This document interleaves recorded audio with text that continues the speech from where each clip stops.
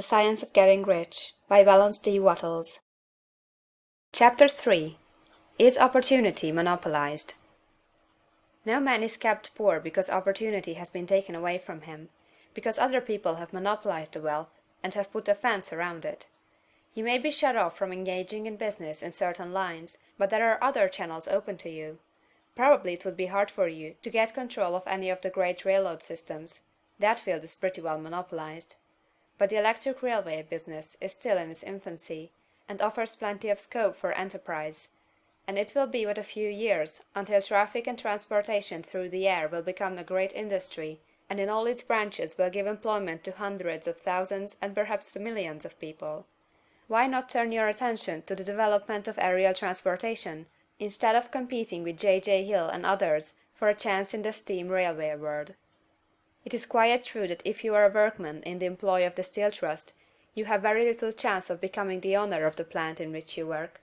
But it is also true that if you will commence the act in a certain way, you can soon leave the employ of the Steel Trust. You can buy a farm of from 10 to 40 acres, and engage in business as a producer of foodstuffs.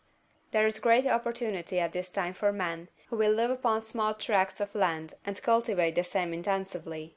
Such men will certainly get rich.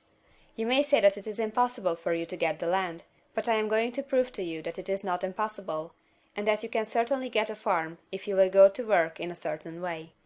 At different periods, the tide of opportunity sets in different directions, according to the needs of the whole, and the particular stage of social evolution which has been reached. At present, in America, it is setting toward agriculture and the allied industries and professions. Today, opportunity is open before the factory worker in his line. It is open before the businessman who supplies the farmer more than before the one who supplies the factory worker, and before the professional man who waits upon the farmer more than before the one who serves the working class. There is abundance of opportunity for the man who will go with the tide, instead of trying to swim against it. So the factory workers, either as individuals or as a class, are not deprived of opportunity. The workers are not being kept down by their masters. They are not being ground by the trusts and combinations of capital. As a class, they are where they are because they do not do things in a certain way. If the workers of America chose to do so, they could follow the example of their brothers in Belgium and other countries, and establish great department stores and cooperative industries. They could elect men of their own class to office, and pass laws favoring the development of such cooperative industries, and in a few years they could take peaceable possession of the industrial field. The working class may become the master class whenever they will begin to do things in a certain way. The law of wealth is the same for them as it is for all others. This they must learn, and they will remain where they are as long as they continue to do as they do. The individual worker, however, is not held down by the ignorance or the mental slothfulness of his class.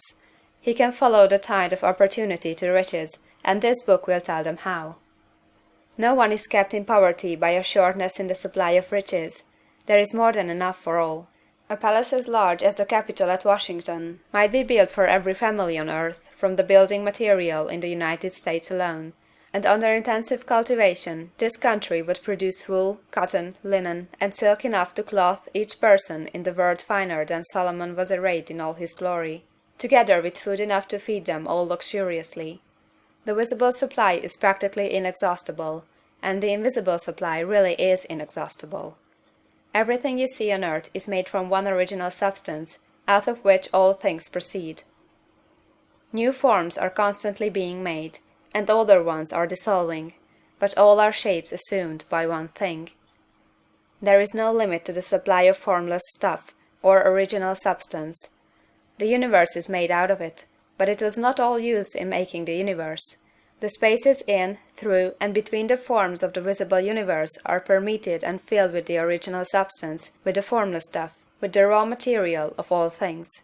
10,000 times as much as has been made might still be made, and even then we should not have exhausted the supply of universal raw material. No man, therefore, is poor because nature is poor, or because there is not enough to go around.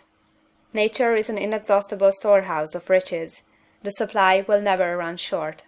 Original substance is alive with creative energy, and is constantly producing more forms.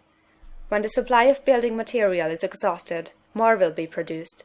When the soil is exhausted, so that foodstuffs and materials for clothing will no longer grow upon it, it will be renewed, or more soil will be made. When all the gold and silver has been dug from the earth, if man is still in such a stage of social development that he needs gold and silver, more will be produced from the formless. The formless stuff responds to the needs of man, it will not let him be without any good thing. This is true of man collectively. The race as a whole is always abundantly rich, and if individuals are poor, it is because they do not follow the certain way of doing things which makes the individual man rich. The formless stuff is intelligent. It is stuff which thinks. It is alive, and is always impelled toward more life. It is the natural and inherent impulse of life to seek to live more. It is the nature of intelligence to enlarge itself, and of consciousness to seek to extend its boundaries and find fuller expression. The universe of forms has been made by formless living substance, throwing itself into form in order to express itself more fully. The universe is a great living presence, always moving inherently toward more life and fuller functioning. Nature is formed for the advancement of life. Its impelling motive is the increase of life. For this cause, everything which can possibly minister to life is bountifully provided. There can be no lack unless God is to contradict himself and nullify his own works. You are not kept poor by lack in the supply of riches. It is a fact that I shall demonstrate a little farther on, that even the resources of the formless supply are at the command of the man or woman who will act and think in a certain way. End of chapter 3.